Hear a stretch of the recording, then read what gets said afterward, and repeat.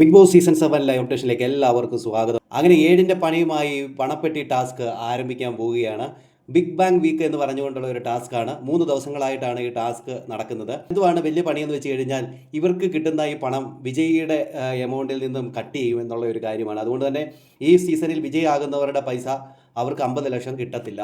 മത്സരാർത്ഥികൾക്ക് അത് എടുക്കാം, അതിൽ നിന്നും അവർക്ക് കട്ടായി മാറും. അതായത് വിജയ് ആരാണോ അവർക്ക് ഈ പൈസ കട്ടാവും. വലുതും ചെറുതുമായിട്ടുള്ള തുകകളായിരിക്കും ഇവർക്ക് കിട്ടുന്നത്. അതുകൊണ്ട് തന്നെ മറ്റു സീസണുകളിൽ നിന്നും വ്യത്യസ്തമായ രീതിയിലാണ് ഈ ഒരു ടാസ്ക് നടക്കുന്നത്. മറ്റു സീസണിലൊക്കെ പണം എടുത്ത് പുറത്തു പോകുമായിരുന്നല്ലോ.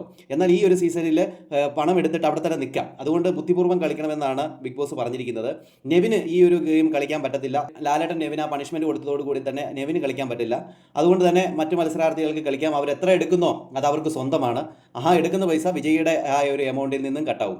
ഇതൊക്കെ ഇപ്പോൾ പൈസ ഒന്നും ഇല്ലെന്ന് തോന്നുന്നു ഇങ്ങനത്തെ ഒരു കളിയൊക്കെ കളിക്കുന്നത്. എന്തുമായാലും അത് ഒരു രസകരമാണെന്ന് തോന്നുന്നു. പക്ഷേ വിജയിക്ക് അത് ഒരു നഷ്ടം തന്നെയാണ്.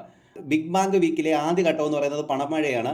അത് ഗാർഡൻ ഏരിയ വെച്ച് ഒരു ഇടിമുഴക്കത്തിൻ്റെ സൗണ്ട് കേൾക്കും. അന്നേരം എല്ലാവരും ഓടി വരണം. അവിടുന്ന് കിട്ടുന്ന പൈസ ഓരോരുത്തർക്ക് സ്വന്തമാണെന്ന് പറയുന്നു. 10,000 രൂപയാണ് കിട്ടുന്നത് എന്ന് പറയുന്നുണ്ട്. ഇതെല്ലാം ഈ പറയുന്ന വിജയിയുടെ പൈസയിൽ നിന്നും കട്ടാവുമെന്ന് പറയുന്നുണ്ട്. അങ്ങനെ മൊത്തത്തിൽ നോക്കിക്കഴിഞ്ഞാൽ വിജയ് ഈ പ്രാവശ്യം നഷ്ടമായിരിക്കും. അതെന്തിനാണ് ഇങ്ങനത്തെ ഒരു ടാസ്ക് കൊണ്ടുവന്നതെന്ന് അറിയത്തില്ല. എല്ലാം നമുക്ക് കാത്തിരുന്ന് തന്നെ കാണാം. കൂടുതൽ ബിഗ് ബോസ് ലൈവ് അപ്ഡേഷനായി ഈ ചാനൽ സബ്സ്ക്രൈബ് ചെയ്യാം മറക്കരുത്.